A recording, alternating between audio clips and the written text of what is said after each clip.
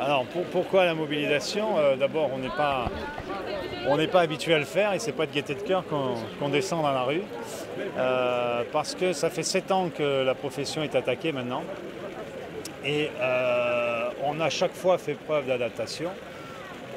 Et la crise économique faisant, et l'absence de concertation avec lequel le projet a été annoncé, a fait que d'un seul homme, les notaires ont dit maintenant ça suffit, on va se montrer et on va manifester. L'idée, c'est surtout de communiquer sur ce qu'est la profession pour que les gens se rendent compte du rôle qu'on a d'officier ministériel.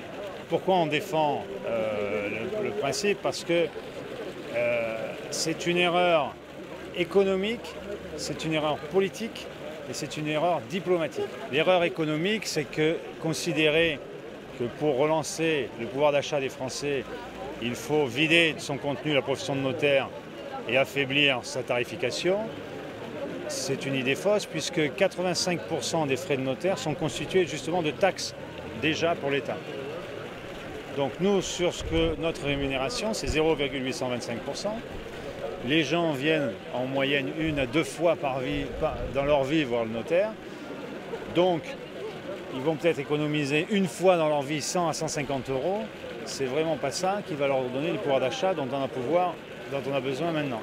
L'erreur économique aussi, c'est que si on devait aller vers une suppression, ce qu'on n'envisage plus maintenant, puisque le discours semble ouvert et la concertation également, eh bien ça coûterait notre indemnisation, ça coûterait également la faillite du régime particulier des caisses de retraite de nos clercs, de nos employés. Donc tout ça coûterait plusieurs milliards et donc vous avez vite fait la balance. Juridiquement également, mais on peut rappeler économiquement, c'est que nous assurons la sécurité de nos transactions. Je l'ai dit, un acte sur 1100 est attaqué, un acte notarié sur 1100 est attaqué, alors qu'aux États-Unis, un acte sur 3 est attaqué. Donc c'est l'encombrement des tribunaux. Là aussi, économiquement, ce n'est pas une bonne idée.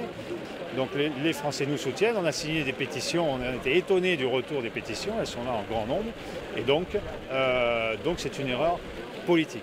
Et c'est une erreur diplomatique puisque beaucoup d'États ont adopté le notariat historiquement, le notariat tel qu'on le conçoit en France.